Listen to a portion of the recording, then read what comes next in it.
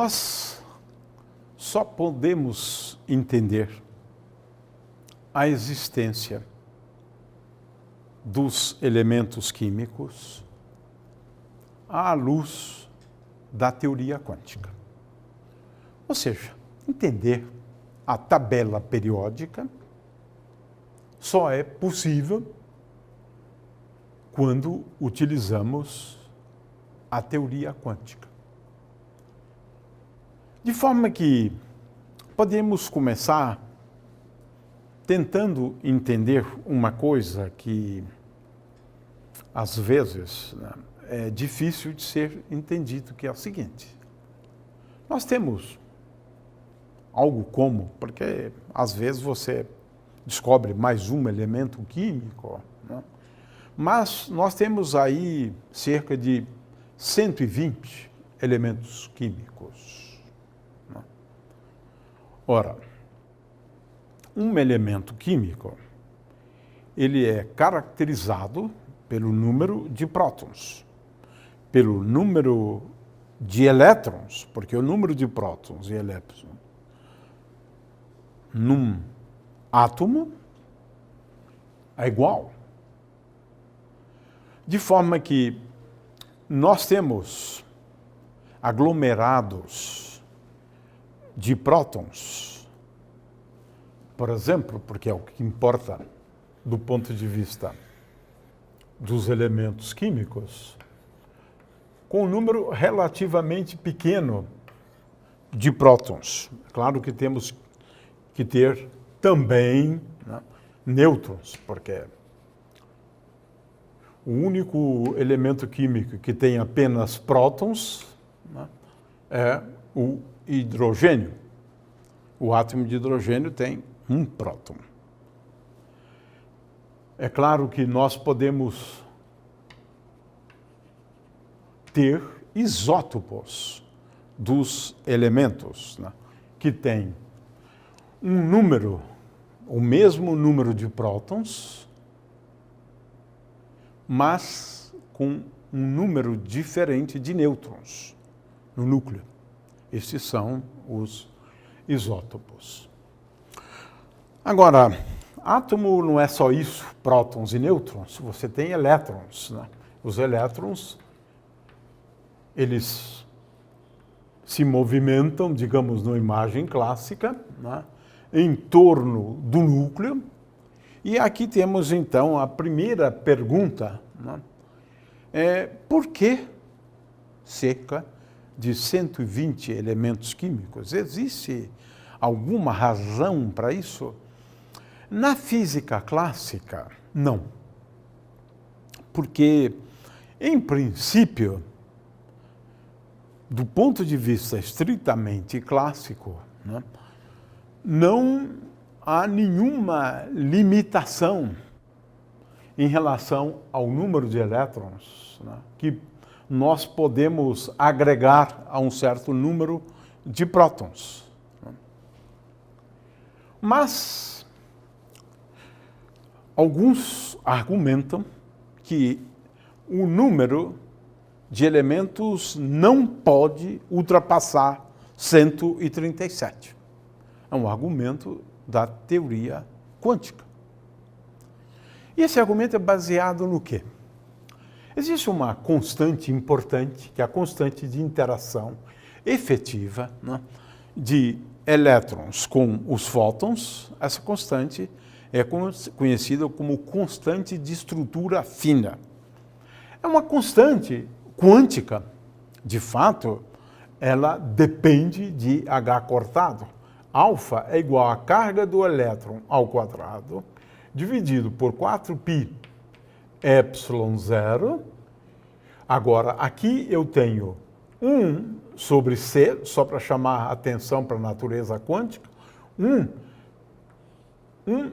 sobre C vezes H. H é a constante de Planck. Portanto, é uma constante que só surge no contexto da teoria quântica. O argumento é que os elementos químicos são tais que o número deles é o inverso de alfa. Ou seja, N vezes alfa tem que ser limitado, melhor seria colocar aqui Z, né? Z vezes alfa é da ordem de 1. Ora, alfa, quando se calcula, você obtém um número puro. Esse número é 1 sobre 137. Então, Z, né, é menor do que 1 sobre alfa, que é igual a 1 sobre 137. Esse argumento eu encontrei, pelo menos, num dos trabalhos de Chandrasekhar, quando fala do processo de evolução das estrelas. Mas, de qualquer maneira, pelo menos aqui, nós temos um argumento quântico, né, para limitar o número de elementos. Agora, vamos falar sobre a tabela periódica, essa que temos uma figura aqui, né? O que nós temos na tabela periódica? Nós colocamos, né, elementos que têm propriedades semelhantes, né, em colunas, né? Em colunas, ela é periódica por isto, né? Ora, em primeiro lugar, como é que podemos distinguir os diversos átomos? Bom, a gente deve começar, né, introduzindo um número quântico, que é o número quântico principal, N, de forma que esse N é igual a 1 para o estado fundamental. N é igual a 2 para os estados de nível de energia mais alto. N igual a 3 e assim por diante. Esse número N é um número inteiro. Ora, nós nos referimos a esse número N como especificando uma camada do átomo. Estamos aqui falando agora da estrutura quântica do átomo, né? De forma que nós temos aqui camadas, né? Numa imagem clássica, né, nós poderíamos dizer que N igual a 1 corresponderia a uma órbita circular, estou usando uma linguagem clássica, tá certo? E nessa órbita nós podemos colocar um certo número de elétrons. Mas esse número, por outro lado, já tem a ver com a teoria quântica. De forma que essa estrutura, em termos de camadas, tem a ver com a teoria quântica. Nós podemos ter 2 vezes n ao quadrado elétrons numa determinada camada. Ora, com isto, o que nós estamos aqui antecipando é que na primeira camada nós temos 2 elétrons na primeira camada. Na segunda camada, nós podemos ter 8 elétrons. Na terceira camada, temos 2 vezes 3 ao quadrado, podemos ter, então, 18 elétrons.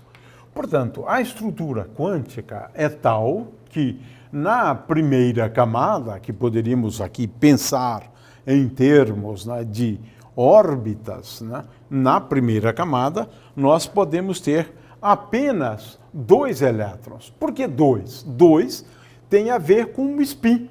eu posso ter um elétron com o spin para cima e um elétron com o spin para baixo. De forma que esse 2 aqui tem a ver, de novo, com a propriedade quântica, né? Esse 2 aqui são as duas possibilidades do spin, ou da componente Z do spin. É melhor assim, né? Da componente Z. Mas para utilizar uma imagem mais simples, né, podemos recorrer a esse tipo de ilustração, né? Ora, o que acontece, né, em cada camada?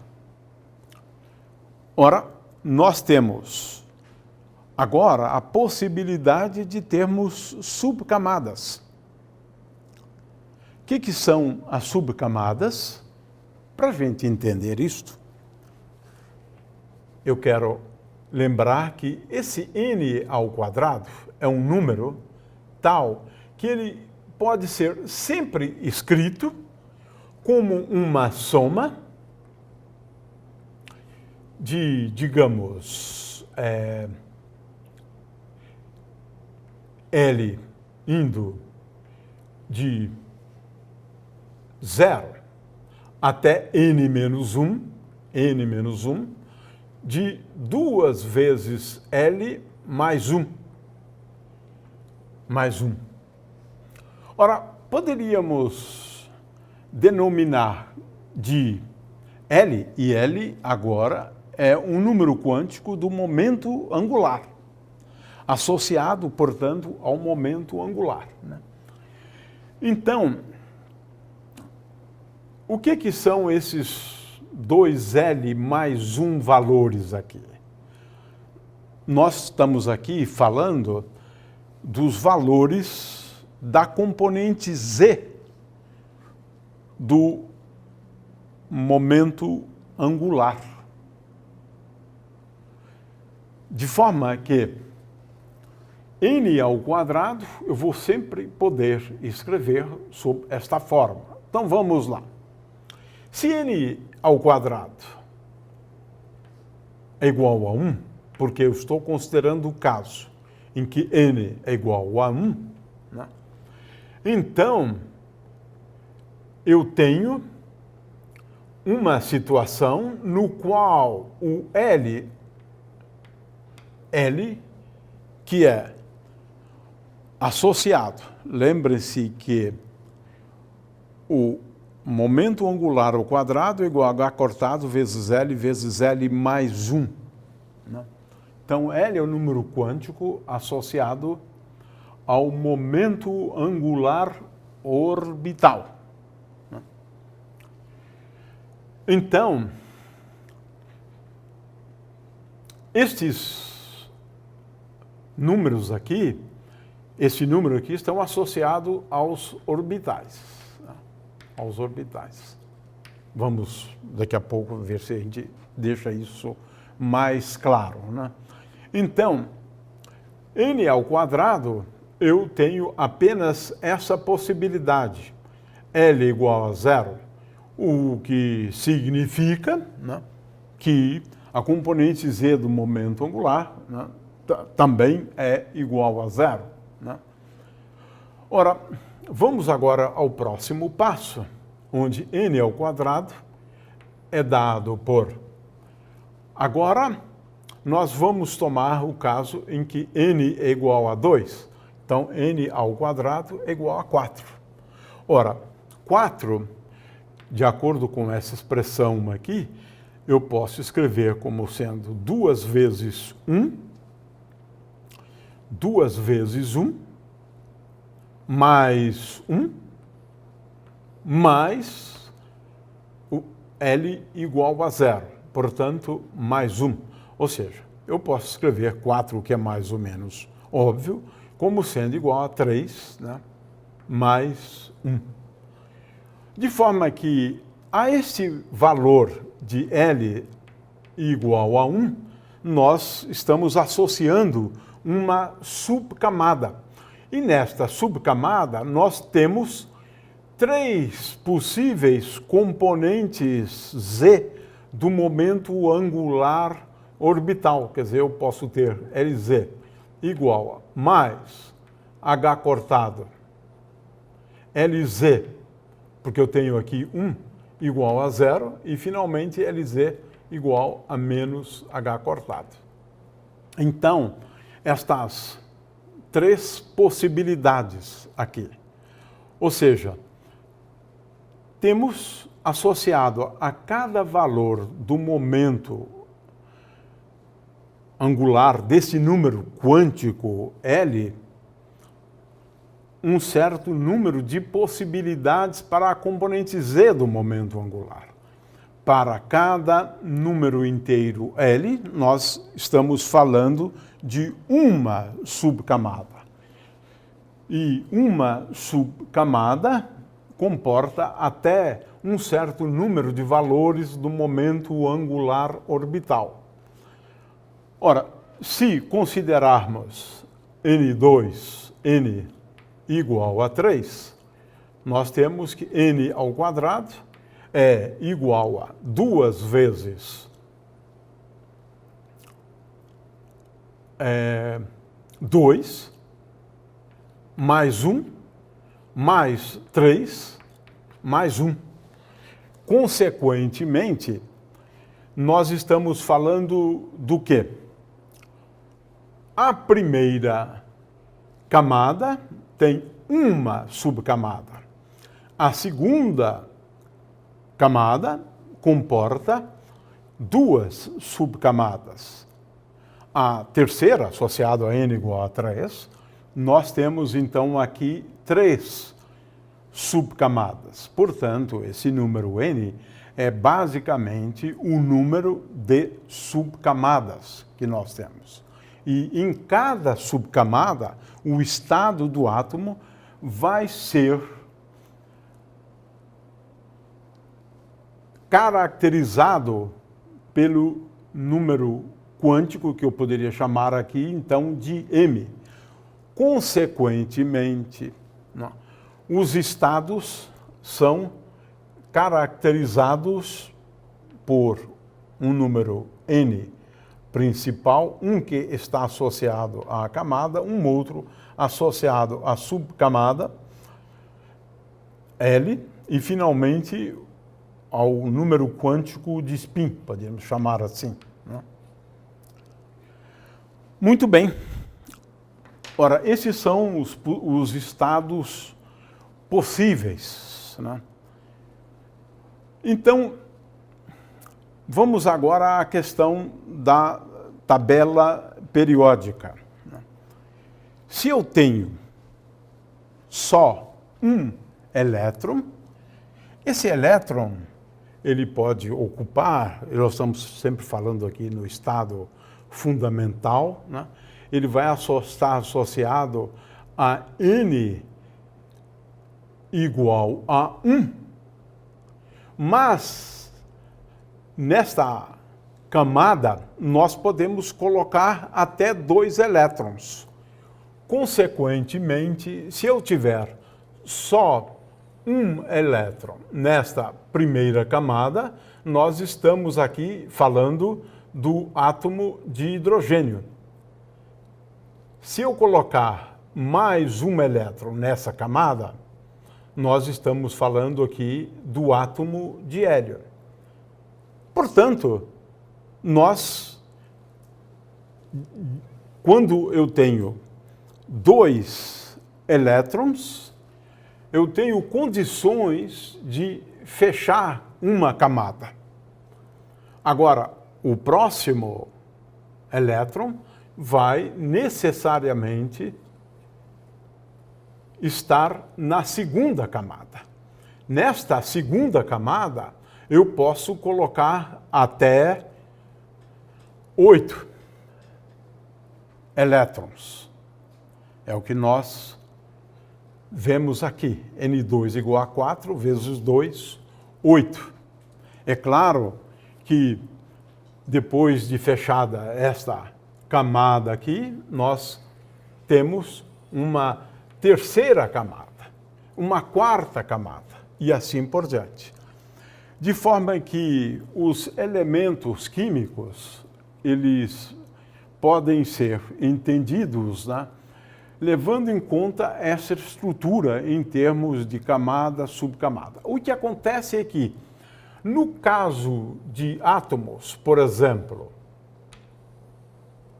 cujos elétrons fecham uma camada, pode ser esta, pode ser esta, pode ser esta, esses átomos terão propriedades químicas que são absolutamente semelhantes. É por isso que nós temos o hélio, o xenônio, o argônio numa coluna. São os gases ditos nobres. Eles têm propriedades semelhantes por conta do fato de que eles têm uma coisa em comum. Esses átomos têm um número de elétrons que preenche uma camada, duas camadas ou três camadas. A camada preenchida faz com que eles sejam nobres, não gostem de se socializar, não gostam de interagir, já estão satisfeitos, né? Tendo uma certa estabilidade.